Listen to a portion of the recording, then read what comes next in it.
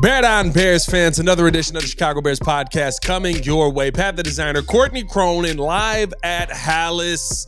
I don't know what day we're at anymore, 16. Courtney. Is it 16? I looked it up. So it's 16 practices. It would have been 17 had they not canceled practice on Sunday and made that a closed walkthrough. But 16 practices, 4 weeks. That's quite a lot. We've done quite a bit here in our time at Hallis, and the Bears have done quite a bit. And coming off of their first debut of Caleb Williams, we got to see something at practice. Today felt more like kind of we're taking it easy, first game back kind of day. Let's work through some things. So, you know, hopefully we'll see a little bit more with the joint practice. Got to talk with a few people at the podium that, you know, opened some eyes on some different perspectives. So got to break all that down. And we got to see a little bit of ramp up today. So excited about that. Hit that like button, subscribe to the page, leave a 5-star review. Y'all know what to do. Let's start it off with the ramp up conversation because we got to see something we haven't seen in a while.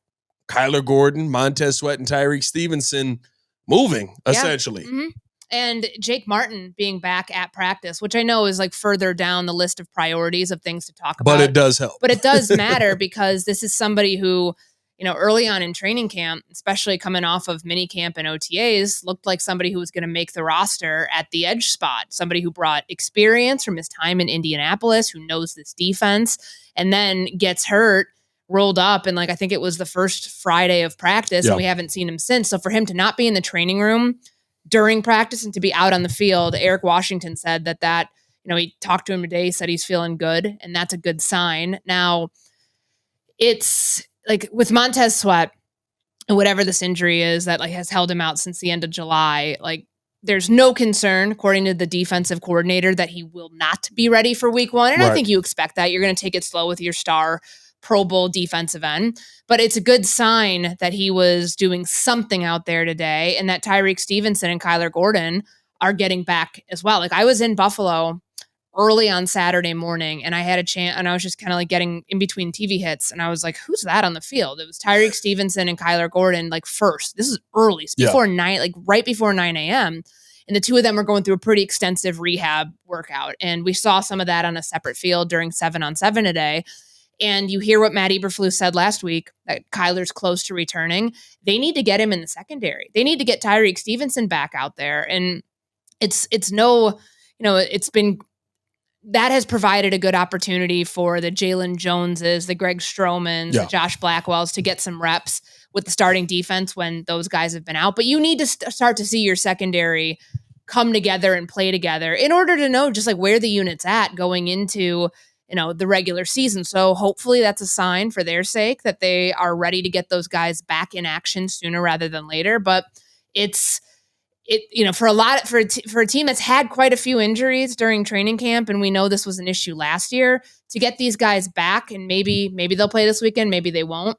It's a good sign that things are heading in the right direction. Yeah, I think the part that excites me about kind of seeing them come back, but also what we're coming off in the Buffalo game, I thought that you had a lot of guys who were able to step up and do some really good things in the Buffalo game that speaks to that depth that we were talking about, right? Even Dominique Robinson being able to get involved as far as a pass rusher, right? We got a chance to talk with him today, and you know, he kind of talked about, listen, this is a business, and I end up seeing the writing on the wall of if you don't do this, you may not be here. This is the NFL. This is where the big boys come to play. And so, you know, seeing him be able to go out there and make a play, seeing how many of the backups, right? Baskerville got called out today by Eric Washington for in a praising way, basically saying for the pick six, you know, like seeing the backups being able to do that in a real game scenario speaks to the preparation that this team has been doing at training camp, but also, you know, you still want your best guys back in there because there is that raise of talent when you get them back out there. It's good to see them back on the field. And it gives you a chance to know, if you're the Bears, does this team still need to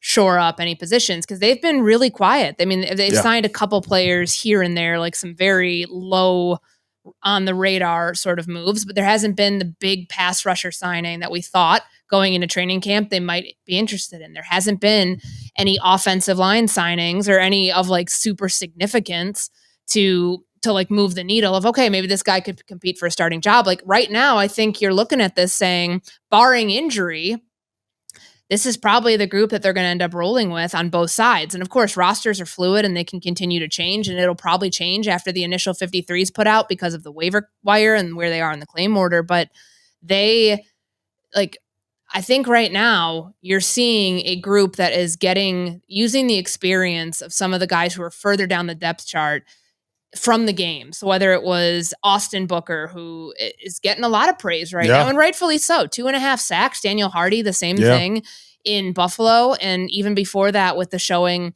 a good start from him from the 5th round rookie in Canton during the Hall of Fame game. I think you look at the personnel that they have and you're wondering, is this group capable of fixing some of the pass rush issues that this team had a year ago? Would you be comfortable with them rolling with this group, starting defensive ends, Montez Sweat and DeMarcus Walker, and then rotating these other guys in as a rotation?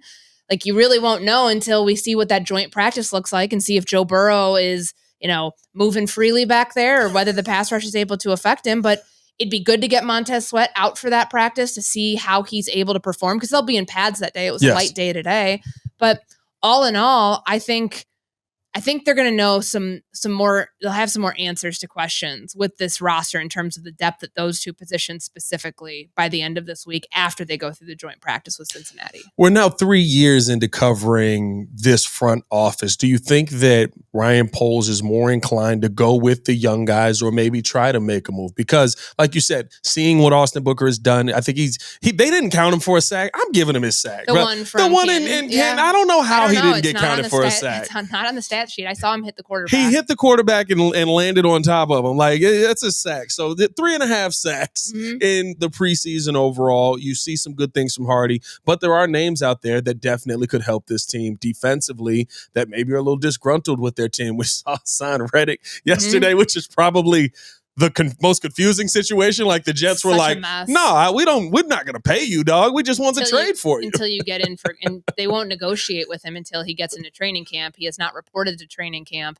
Have we heard the Bears seriously linked to him? No.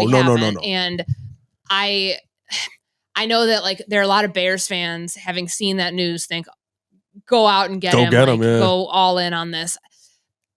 That's such a messy situation. I don't think other teams are going to be chomping at the bit to, like, take the Jets' mess off their hands for them. I just don't see that as, like, a viable situation. Someone who got traded there because Philly wouldn't pay him and now the Jets won't pay him. Like, you think somebody else is going to? Would it make this defense better? Maybe, but, like, there's the financial element that you cannot overlook. But I mean, of course, there's, like, Matthew Judon, like, some names of guys who would appear to be impact players right away on defense for you that are still sitting out there.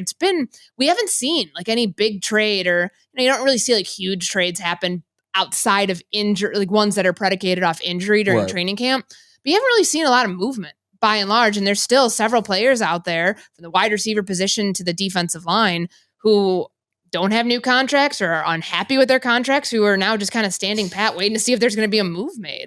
Yeah, the fact that the TV just cut off. What's up with that? Let's see if we can get that on. It is what it is. The fact that CeeDee Lamb, there it is. I don't know, that was random. That CeeDee Lamb can't get paid, and the Dallas Cowboys just got revalued at $10 billion.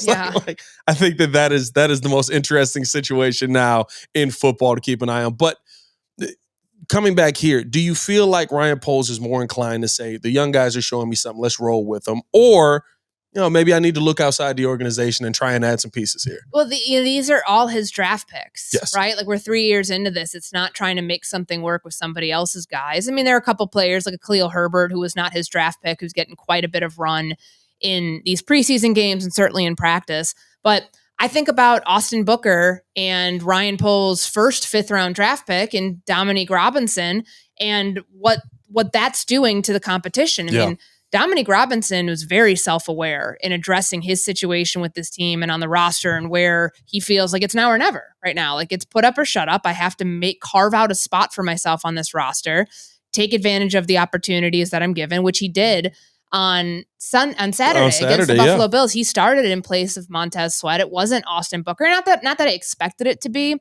but that was he had a stop on 3rd and 2. And I think he played it really well.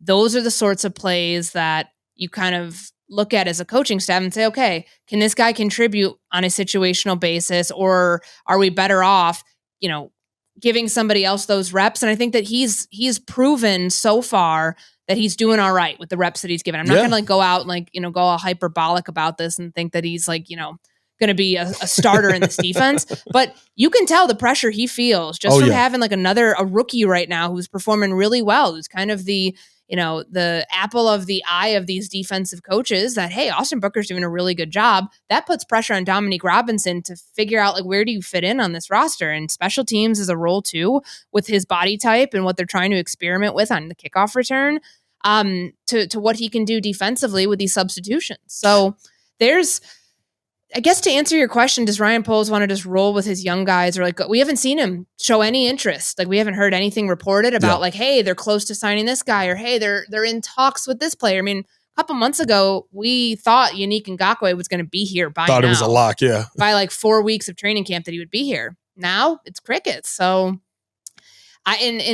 last I checked, he's still represented by Drew Rosenhaus. I don't know if Drew was up there the day that they signed DJ Moore to the contract extension, saying, hey, make sure you give my guy a look. He's healthy.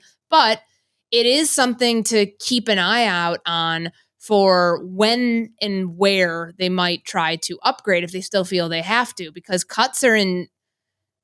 It's not next week. It's 2 weeks. 2 weeks, yeah. 2 weeks. And the roster can change after the initial 53. I promise you. It did last year. It did the year before. They can hit the waiver wire. They traded last year at the very last minute for Dan Feeney.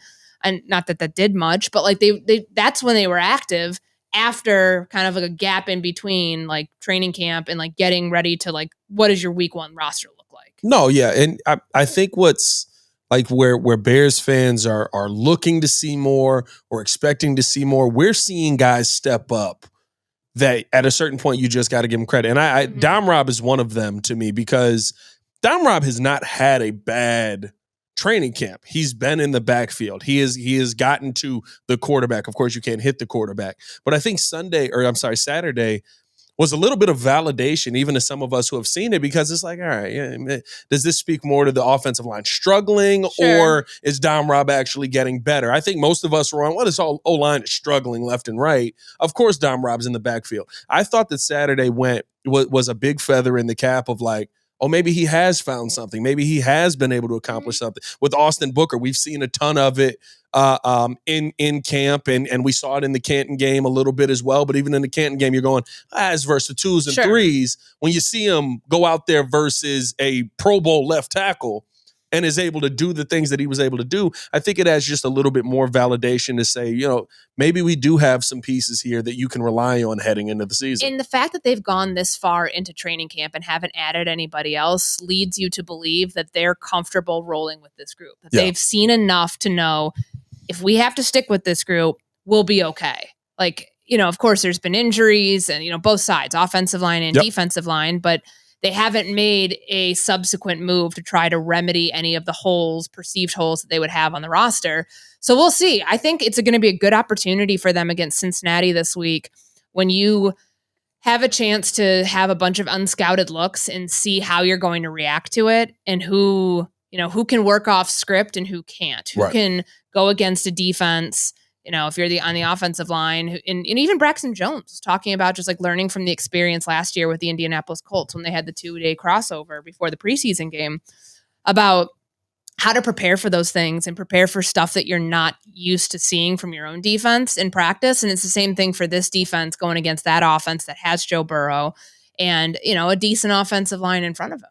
I think, especially with this joint practice coming up, the importance that is going to be put on this, like you said, you see guys ramping up. Is that them trying to get guys back in here? I think they've got to for this week. I feel like it's critically important. And of course, you want to make sure guys are not at any further risk of injury. But this is, especially if they're not going to play in the game, and we haven't. That was the anything. question. Yeah, Eric Washington did his best to kind of sidestep that, and I don't know when we'll hear from Matt Eberflus. Maybe tomorrow, maybe Braxton's Thursday. Reaction to you, he's like, "You're not getting me fined." But I mean, it's you have to wonder: will this be like Matt Eberflus last year, like Anthony Richardson, if I'm correct on this, I'd have to go back. Did he not play in that preseason game? He did play in the preseason so he's game, a I rookie. believe. So maybe it's just like a different thing where it was for the Bears. I mean, they knew about Tevin Jenkins' injury before that came out, before we go back to practice and see he's not practicing. So they might have looked at that and said, hey, this is probably not the right situation to put our starters out there. Justin was going into year 3. For Caleb Williams, I wonder how the joint practices and the work that he's going to get in there will affect. Do we see him for a series? Do we see him for 2 series again? Do we see him at all? Yeah. Like, are they going to try to mirror what the Cincinnati Bengals are doing? I don't know if they will. I really don't. I see what's tough about that to me, and me and Waddle were talking about this on the way in, is it's so different. I asked him, I said, was Ditka like talking to other coaches heading into preseason? He's like, Mike Ditka wasn't helping anybody. Sure. Like, but the fact that we know that Matt Eberflus and those guys, that they pick up the phone and they're like, okay, what do you want to see? What do you want to have out there? Point of joint practices, like get in work that, unlike the preseason games, this is tape for us. For these 2 teams that doesn't have to go anywhere else. Other people can't get a hold of. And it's a good thing to have certain things that you want to work on, whether it's red zone, whether it's, situational stuff. They're down. Like the 2-minute period is going to be huge. We saw a lot of that last year. And it's like kind of seeing a pseudo scrimmage out there. I think, remember they went like 20 minutes? Yeah. It was like a 20-minute scrimmage in Indianapolis. And I thought that stuff's beneficial to everybody getting a chance to like learn where your team is at going into the second. The Bears' third preseason game, Cincinnati's second. Yeah, I think what's tough about it though is, right, you should put Caleb out there. You should put your starters out there, in my opinion, because he's figuring this out. He looked great in his first action. Can you stack weeks? I think that's important. But with it's not really camaraderie, with the work relationship that the head coaches now have, even in the preseason games, I think that when you get to the game, the fact that the Bengals aren't playing any of the ones, I doubt the Bears go out there and say, well, we're just going to go out there and curb stomp you because we're going to play our ones. You know what I mean? Like, I feel like we're going to acquiesce to whatever the Bengals do. And I don't think that that's the best route to take at this point. Yeah, I mean, it'll be interesting, too, at Soldier Field. All the fans coming out for a game, and they're not going to potentially not going to see Caleb Williams. Not at all suggesting that Matt Eberflus should acquiesce to the fans. But that'll just be interesting if it ends up, when we find out, or when we find out what the plan is, how they're going to handle that. I think you have to feel comfortable enough with the operation, because there were several false starts today from the offense. You got to hope that the work that you get in that joint practice, which happens later in the day and against a different, obviously. Yeah, it is a 1:00 start for that one. You've got to hope that the operation looks good enough to where you're comfortable saying, okay, if Caleb's not going to play, we feel good like picking it back up in 4 days to go to Kansas City to finish out the preseason. I don't know. I would think that they'd go the route that Indy went last year, where, okay, Bears, if you're not going to play your starters, that's your prerogative. You've gotten the work in this joint practice, but they still needed to get Anthony Richardson reps. Yes. So maybe we'll see them go that route where they're now in the shoes that Indy was wearing last year. And I think you put Caleb Williams in a situation. I know that we have to bubble wrap these quarterbacks. I know that we have to protect everyone, right? It's not football. It's we're all just going to hug each other, but put him in a situation where the guy on the other side, if he doesn't get to Caleb Williams, he doesn't have a job next week. Yeah. This is where you can test your depth. Yes. This to me is the most important. It will be regardless of whether, if starters don't play against the Bengals, then that's when bringing it back to Dominique Robinson, bringing it back to Austin Booker, Daniel Hardy. That's a great opportunity for those guys to prove, hey, I can be in the rotation. Because right now, like, Eberflus is calling the defense. In practice, Eric Washington's calling the defense. In games, Eberflus is calling the defense. They also have to work in their substitution patterns and how they're rotating guys in and out for their pass rush, which we know is of critical importance. Keep an eye in those situations on third downs, in short yardage situations where you need to get a stop. Who are they relying on? Who are they calling on? Like, if you start seeing Austin Booker's name more and more, then you're probably thinking, okay, this guy's going to have a pretty significant role as a rookie. I already kind of feel like that. Oh, for sure. But it's, does that stave off the need to go get anybody else? I don't know. We don't know that yet, but we'll see. It's Austin Booker. I mean, he's done. There's a lot of guys, I think, but Austin Booker stands out the most. Guys who have just done a great job making things difficult. I think at the start of this, we all came in and we were like, Khalil Herbert's probably not going to be here by the end of this camp. I can't say that anymore. No, I mean, he's had a really good training camp. Yeah. Although it's the question. I mean, I think I talked about it with Cap and J Hood yesterday. Sylvie asked me about it the other day in the pregame. If Velus sticks at running back, like if they think, okay, this is like legitimately somebody that can contribute here, does that affect the running back numbers that you keep? I don't know if it does. If be Velus honest. sticks at running back, it means that Ryan Poles just will not get rid of his draft picks. That's what that means to me. I did not see Velus Jones as a running back in that game. Good job. He can run outside zone and he can run end arounds like that. Mm-hmm. Yes, he scored a touchdown. Velus Jones is a better running back than Ian Wheeler. And I would be like, if Velus Jones, I'm sorry, he muffed another kickoff. I don't know how he was trying to catch that, but he muffs another kickoff. At least he recovered it. Yeah, you got some running back numbers. Yes, when you put the ball in his hand, he's athletic, but so are running backs. Like I don't see a spot on Velus Jones on this team. Really, like I think. You think he's going to get cut by the end of the cut down day? Somebody, and I know the Velus Jones fans are already losing their minds in the comments, but like, what has Velus done that someone who actually plays the position can't do? If you're talking about wide receiver, if you're talking about running back, if you're talking about kick returner, like he hasn't been the best at any of those things. What has he done to make this team? Yeah, it's a fair question because we saw him in one preseason game with mixed results. I mean, he gets to the end zone first time in 2 years. That's great. It happens in a preseason game. I think not that you could really tell today, but like remember Eberflus said that this was going to be something that they had for that block, which was Buffalo, and they did run it back today. It's still happening. It's like, but you didn't really get. I mean, they're not in pads, so it's hard to tell. But like, it seems like they want to continue on with this experiment. I just wonder, like, does that affect any sort of roster numbers? Because that's something I can't really wrap my head around yet. Thinking, okay, do they just keep him? Like, keep the wide receiver numbers where you think for like spots 4, 5, and 6. One of those goes to Velus Jones. One of those goes to Velus. And you're not necessarily cutting from the running back room. I don't think you need to necessarily. Because we didn't continue to see Colin Johnson, I think that may be a case. If Colin Johnson, dealing with... I still think he was a long shot. Anyways, 100%. From the first preseason. 100%. But I think, again, right, when you see Colin Johnson, you think, oh, he's a 6'5" wide receiver that's fast and can catch. Mm-hmm.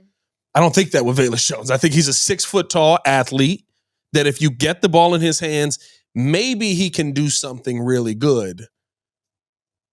But I'm not seeing that on a consistent enough basis. And I'm definitely not seeing it at the running back position. I saw people out there who were like, he got 6 carries. He had a 5.7 average getting 6 carries and he scored a touchdown. And I was like, he's not getting 6 carries. Yeah, no. And against the twos, it took him a while. It was in the third quarter before he got his first carry. Yeah. And listen, maybe I'm nitpicking at this point, but he slips in the backfield. He drops the ball and is able to recover it on the kickoff. Like, to me at this point, if you're keeping Velus Jones on this team, it's because you drafted him. Because there's been nothing we've seen in training camp. They've put like an effort into trying to find a way to give him every opportunity. Yes. And I talked to him after the game just about that conversation. What was it like when they approached you about it? And he said it was early in camp and he's obviously open to it because he's got to find a way to make this team. But the Bears have given him a very long leash, which, again, that's somebody who you may not be playing your starters potentially in this preseason game. You better damn sure get a lot of run out of this guy to determine whether you can justify the move. Yeah. Having him play running back, but also justifying his spot on this roster. I like the attempt. Listen, that's the one thing, and I have to give Flus and his staff. They're being creative with it. I'll give them that. Try it. See if it's going to work, because it's the one thing, right? When Matt Nagy was here, I was like, put Cordero Patterson in the backfield. Like, he does everything. But Cordero Patterson was good at everything. He was good on kickoff return. He was good on kickoff defense. Sure. He was good as a gunner on the punt. Like, it made sense. Like, this dude might be able to play running back. But at least try it. I'll give the staff credit for that. I just don't see a way that he's or he is a lock to make this team. But you never know. We'll see. As far as the joint practice, we got that coming up on Thursday. It may be raining, so it may not be public. That may suck. I mean, and they've got to figure out too, they might have to move the timing around because they can't fit 180 guys. And I was trying to figure that out too. You can't fit 2 teams. You can barely fit 1 team in there when you're at a 90-man roster. So we'll see. So maybe we'll see the time moved around on that. We'll keep you guys updated on that as well. Hard Knocks tonight, so stay tapped in. We got a ton of stuff with Hard Knocks coming. The post-game show for it. I'll actually get to join it this time. You hopping on for the post-game this time? I am. I'm pumped. Oh, although I hope, maybe I'm the only one. Like, I just really hope that they tap into some of the bigger storylines this time around. Like, I need to hear I need to see some Caleb Williams behind the scenes stuff, access that their cameras have that nobody else does. And I guess Keenan Allen teased it last week when he was doing an interview that they're going to start showing the Roman Keenan relationship. So hopefully you see that. Yeah, show me more of the Nick Saban and Flus. Yeah, like that's what I want to see. The behind the scenes. Really I saw the stuff on the field. I was there for that. No, that's petty because like that might be me just like, I'm here, so I get to see it. But like I saw that. I saw when he went over and talked to Flus. It's good to hear what he said, but I mean, show me the locker room stuff. Show me the at home, the Jonathan Owens stuff was great. I thought that was phenomenal. So stay tapped in with us for that. That's coming out today as well. I believe that it's live at 7. So it's 8. Hard Knocks drops at 7. So I believe that's live at 8. So make sure that you are here over on the YouTube side or on the Twitch side. As always, it's your boy Pat the Designer. For Courtney Cronin, y'all stay safe out there, Chicago. Bear down. One love. Peace.